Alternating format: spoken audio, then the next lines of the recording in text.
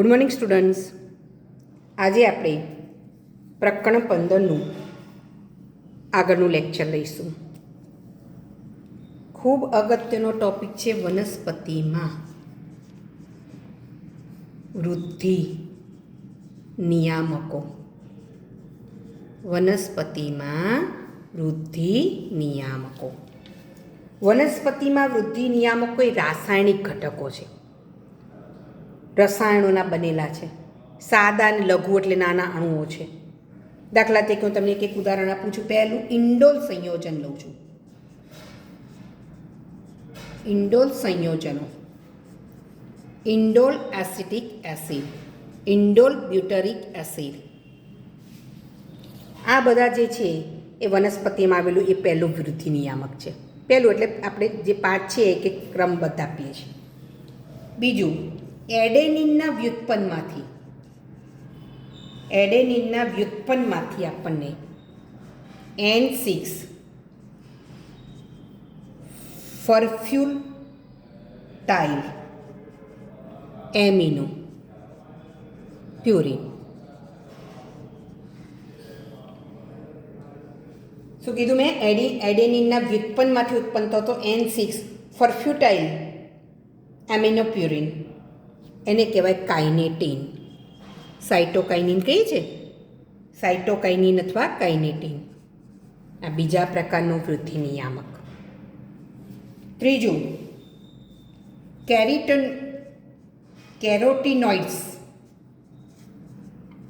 કેરોટીનોઇડ્સના વ્યુત્પન્નમાંથી પ્રાપ્ત થતો એબ્સિસિક એસિડ. આ ત્રીજા પ્રકારનું વૃદ્ધિ નિયામક છે. ટર્પેન્સમાંથી બે પ્રકારના પ્રાપ્ત થાય છે. એક તો જિબ્રેલિક એસિડ અથવા વાયુરૂપ ઇથિલિન. આ છે જિબ્રેલિક એસિડ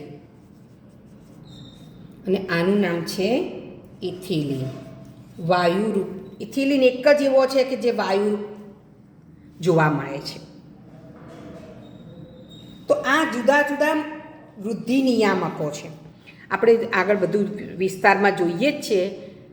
આ તો પ્રસ્તાવના જ છે. હવે તમને પ્રશ્ન એ થાય કે આ વનસ્પતિમાં આવેલા બધા વૃદ્ધિ નિયામકો છે. વનસ્પતિમાં આવેલા બધા વૃદ્ધિ નિયામકો છે. તો આ વૃદ્ધિ નિયામકો વૃદ્ધિ જ કરશે? તો ના. નિયામક શબ્દ એટલા માટે આપ્યું કે કેટલાક વૃદ્ધિને ઝડપી બનાવે તો કેટલાક વૃદ્ધિને ધીરી કરે. કેટલાક પર્ણપતનની ક્રિયાને પ્રેરે તો કેટલાક પર્ણપતનની ક્રિયાને અટકાવે. કેટલાક બીજની સુષુપ્તાવસ્થાને પ્રેરે તો કેટલાક બીજની સુષુપ્તાવસ્થાને અટકાવે. આમ વૃદ્ધિનું નિયમન થતું જોવા મળે છે. તો એ દ્રષ્ટિએ જોઈએ તો વૃદ્ધિ નિયામકો કેટલા પ્રકારના? બે પ્રકારના: વૃદ્ધિ પ્રેરકો અને વૃદ્ધિ અવરોધકો. આમ તો અવરોધકો કહીએ છીએ, એમાં એક બે ક્રિયા અવરોધનની છે અને અમુક કામની પણ ક્રિયા છે. કારણ કે આ બંને ભેગા થઈને વૃદ્ધિનું નિયમન કરે છે. તો વૃદ્ધિ પ્રેરકો શું કાર્ય કરે? કેટલા પ્રકારના કીધા?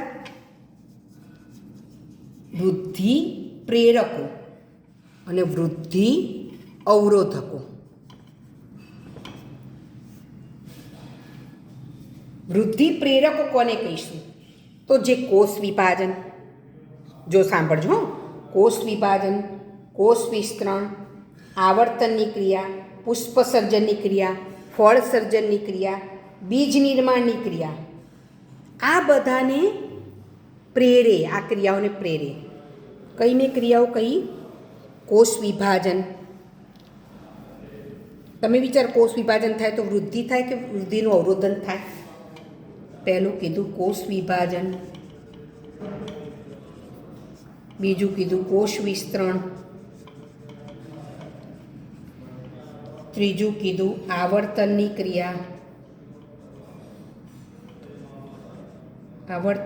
ક્રિયા,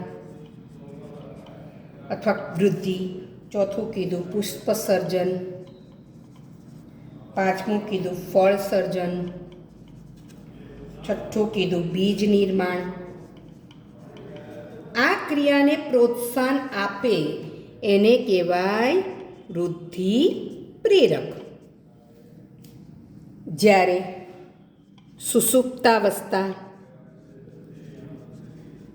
પતનની ક્રિયા, આને પ્રેરે એને કહેવાય વૃદ્ધિ અવરોધકો.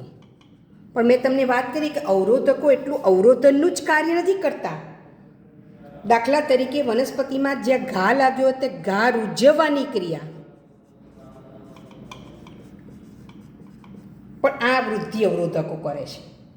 જ્યારે જૈવિક કે અજૈવિક તાણ, જૈવિક કે અજૈવિક તાણ જોવા મળે વનસ્પતિમાં, તો તાણની સામે પ્રતિક્રિયા, તાણની સામે પ્રતિક્રિયા પણ આ જ અંતઃસ્ત્રાવ કરે છે. તમને એમ પ્રશ્ન થશે કે આ ટીચર શું કહે છે, બધાનું વિસ્તારથી જોઈએ જ છે એટલે તમને ખ્યાલ આવશે કે જ્યારે વનસ્પતિમાં પાણીનું પ્રમાણ ઓછું હોય, જ્યારે વનસ્પતિમાં પાણીની તાણ હોય ત્યારે વાયુરંધ્ર બંધ કરે છે એટલે વધારે પાણીનો વ્યય ના થાય. તો વનસ્પતિમાં જોવા મળતા જે વૃદ્ધિ નિયામકો છે એ બે પ્રકારના વૃદ્ધિ નિયામકો કહેવાય. એક તો વૃદ્ધિ પ્રેરકો અને બીજા વૃદ્ધિ અવરોધકો. વૃદ્ધિ નિયામકો એટલે plant growth regulators. Plant growth regulators આમાં 5 સમૂહ જોવા મળે છે અને આની જો શરૂઆત કરનાર કોઈ હોય, વૃદ્ધિ નિયામકોના સંશોધનની શરૂઆત કરનાર જો કોઈ હોય તો એ છે ચાર્લ્સ ડાર્વિન. ચાર્લ્સ ડાર્વિન અને તેના પુત્ર ફ્રાન્સિસ. ચાર્લ્સ ડાર્વિન અને તેના પુત્ર ફ્રાન્સિસ ડાર્વિનના અવલોકનથી આનું જુદા જુદા સમૂહનું એ લોકોએ શરૂઆત કરી. તેમણે પહેલાં તો કેનેરી ઘાસ, કયું ઘાસ? કેનેરી ઘાસમાં એક ક્રિયા જોઈ.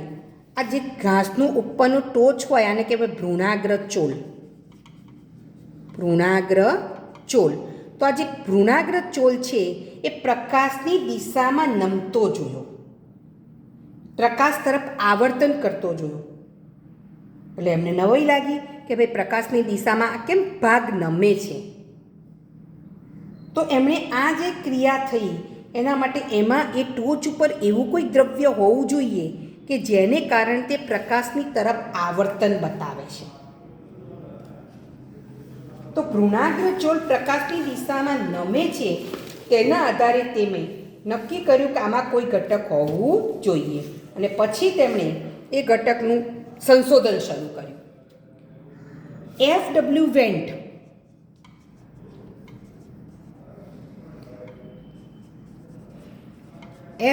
વેન્ટ નામના વૈજ્ઞાનિકે જોયું કે આ જે ઘટક છે ભ્રૂણાગ્ર ચોલ પ્રકાશની દિશામાં નમે છે એ ઘટકને ઓક્ઝિન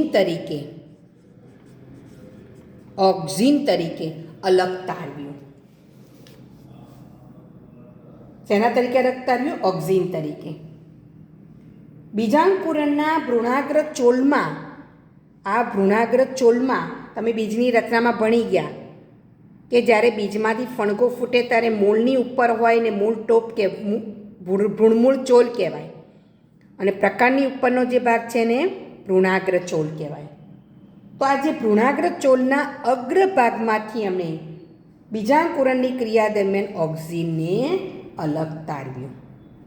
હજી પણ આ વૃદ્ધિ નિયામકોની સામાન્ય બાબતો જ છે, પછી પાછું વિસ્તારમાં આવે છે. બહુ મહત્ત્વ આપ્યું છે આ વૃદ્ધિ નિયામકોનું. બીજો જે છે વૃદ્ધિ નિયામક, આ ઓક્ઝિનની વાત કરી. બીજો વૃદ્ધિ નિયામકનું નામ છે જિબ્રેલિન. આની તો બહુ સરસ સ્ટોરી છે.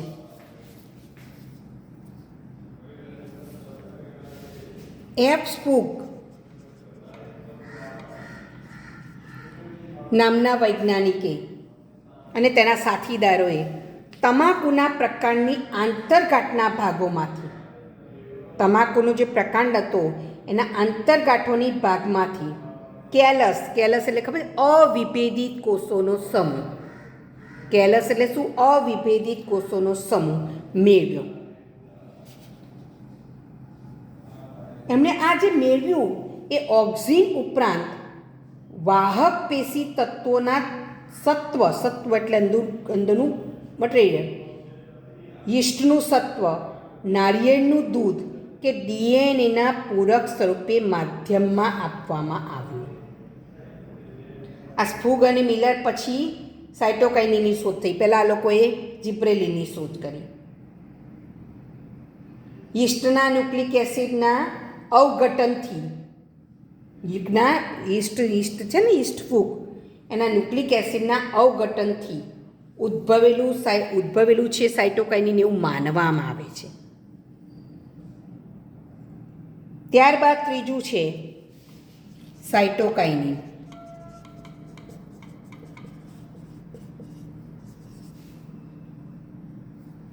સાયટોકાઇનિન જે છે એ શોધનાર વૈજ્ઞાનિક બે હતા. સ્ફૂગની સાથે મિલર જોડાયો અને એણે પ્રેરક સક્રિય પદાર્થની શોધ કરી, જેના સ્ફટિકીકરણથી જે ઉત્પન્ન થયું નવું એને સાયટોકાઇનિન નામ આપ્યું. સાયટોકાઇનિન એ કોષ વિભાજનની ક્રિયા સતત પ્રેરે છે, એટલે એને સદાબહાર અંતઃસ્ત્રાવ તરીકે ઓળખવામાં આવે છે.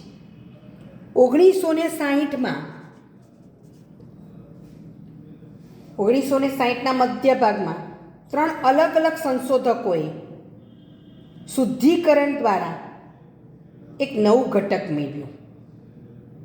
અવરોધક બી, એપ્સિસિન 2 તેમજ ડોર્મિન. આ ત્રણેય પદાર્થો રાસાયણિક રીતે સરખા સાબિત થયા. તેમનું નામકરણ આપવામાં આવ્યું એબ્સિસિક એસિડ. કયા 3 કીધા? અવરોધક બી, એપ્સિસિન 2 અને ડોર્મિન. ત્યારબાદ કજિન્સે પાકેલા સંતરામાંથી મુક્ત થતો એક બાષ્પશીલ પદાર્થ શોધ્યો. બાષ્પશીલ પદાર્થની શોધ કરી. એનું નામ આપ્યું ઇથિલિન. બાષ્પશીલ પદાર્થની લાક્ષણિકતા શું છે? એક બાષ્પશીલ પદાર્થ છે. આજે મેં વાત કરી એ ફક્ત સામાન્ય વાત કરી વૃદ્ધિ નિયામકોની.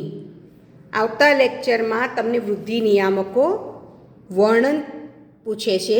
ઇથિલિન એટલું ઓક્ઝિન હોય તો ઓક્ઝિન 4 માર્ક્સમાં પૂછતા હોય છે કે 3 માર્ક્સમાં પૂછતા હોય છે. તો આજે મેં વાત કરી એ ફક્ત વૃદ્ધિ નિયામકોની સામાન્ય બાબત. હવે આપણે આવતા લેક્ચરમાં ઓક્ઝિનથી શરૂઆત કરીશું. Thank you.